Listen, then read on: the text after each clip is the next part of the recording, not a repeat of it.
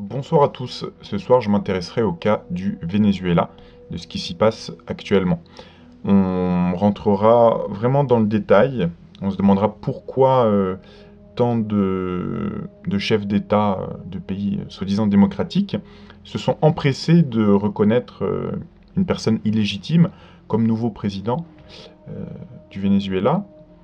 Voilà, parce que on verra que sous couvert de démocratie, en réalité, les intérêts sont tout autres, hein. C'est ça le pire, c'est l'hypocrisie. Faire semblant de. Euh, alors, ce qui se passe en ce moment est très grave. Euh, une des premières choses qui me vient en tête, c'est que euh, préalablement, vous imaginez que les États-Unis avaient fait pression sur la Banque fédérale d'Angleterre, pardon, la Banque d'Angleterre, pas fédérale, pour bloquer les actifs du Venezuela. Euh, C'est-à-dire que le Venezuela dispose entre 5 et 7 milliards d'euros dans les comptes de la Banque d'Angleterre. C'est-à-dire que la Banque d'Angleterre n'est là que pour garder l'argent, protéger l'argent, mais il s'agit de l'argent de l'État du Venezuela. Et les États-Unis, préalablement à la crise actuelle, avaient fait pression pour bloquer ces fonds, pour que Maduro ne puisse pas les retirer. C'est très très grave, parce que d'une part, il s'agit de l'argent d'un État, et donc le chef de l'État peut faire ce qu'il veut de son stock d'or ou d'actifs. Hein, doit-on rappeler que Nicolas Sarkozy avait dans le plus grand secret cédé une bonne partie du stock d'or de la Banque de France pendant son règne.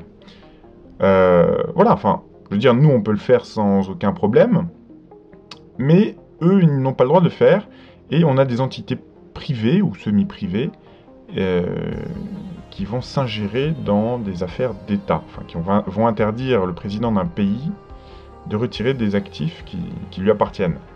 Hein, c'est gravissime. On peut dire ce qu'on veut du président Maduro, que c'est un horrible dictateur, enfin, je ne sais pas, mais ça reste le chef d'État légitime du pays. Voilà.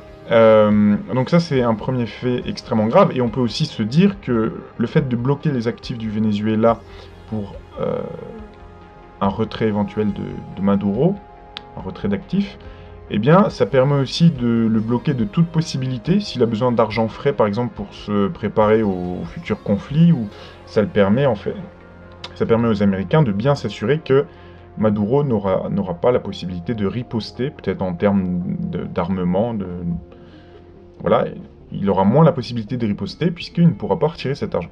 Bref, c'est gravissime. Donc dans cet article, on nous dit « Emmanuel Macron, suivi par Berlin et Madrid », vous allez voir de quelle façon, a exhorté ce samedi 26 janvier le dictateur d'extrême gauche de convoquer de nouvelles élections dans les plus brefs délais. Alors effectivement, ce tweet, le voici. Le peuple vénézuélien doit pouvoir décider librement de son avenir. Sans élection annoncée d'ici 8 jours, nous serons prêts à reconnaître Guaidó comme président en charge du Venezuela pour enclencher un processus politique. Nous y travaillons entre partenaires européens.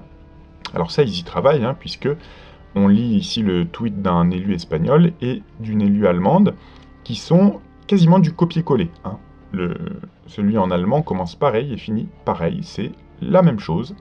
Alors qu'est-ce que dit on va analyser un petit peu le tweet de M. Macron et la gravité de la chose. Hein.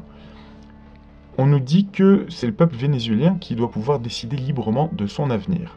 Donc, on nous fait croire qu'il s'agit de liberté, mais en fait, les faits, c'est quoi? Les faits, c'est que une personne qui vient de nulle part,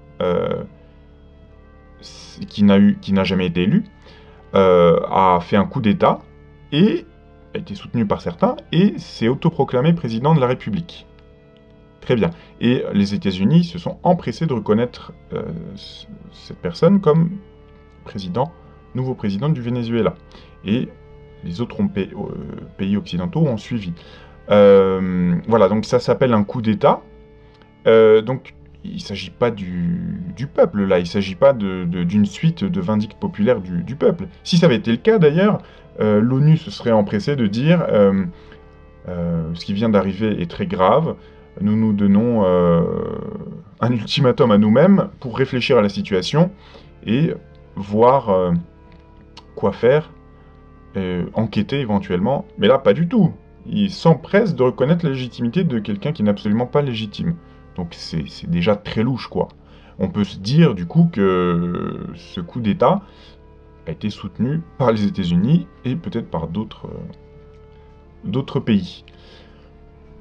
Sans élection annoncée d'ici 8 jours, nous serons prêts à reconnaître Guaidó comme président en charge du Venezuela pour enclencher un processus politique. Donc, on lance un ultimatum à un pays. On lance un ultimatum à un pays. Enfin, de quel droit peut-on s'ingérer dans leurs affaires? C'est incroyable. Enfin, même, oui, Poutine rappelait, c'est comme si la Russie disait à la France de s'occuper des gilets jaunes, enfin, c'est clair, déjà on a envie de dire, mais balaye devant ta porte déjà, et ensuite, voilà, quelle légitimité. Et ce qui est le plus intéressant, c'est la dernière phrase du tweet, nous y travaillons entre partenaires européens. Donc, ça fait lien à la phrase d'avant, sans élection annoncée d'ici 8 jours, on sera prêt à reconnaître le nouveau président pour enclencher une transition. Et on y travaille entre partenaires européens. Donc là, c'est un petit peu comme le fonctionnement de leur Europe, hein, c'est-à-dire que on vous donne l'illusion du choix, mais en fait, vous n'avez pas le choix. Là, ce que ça veut dire qu'on travaille déjà, de toute façon, à l'issue du problème. C'est-à-dire que, quelle que soit la décision de Maduro, de toute façon, s'il y a de nouvelles élections, ils feront en sorte qu'il ne passe pas. Mais de toute façon, peu importe la décision de Maduro, ils vont enclencher une transition avec le nouveau président. On y travaille déjà, enfin c'est très révélateur de leurs intentions, on y travaille entre partenaires européens.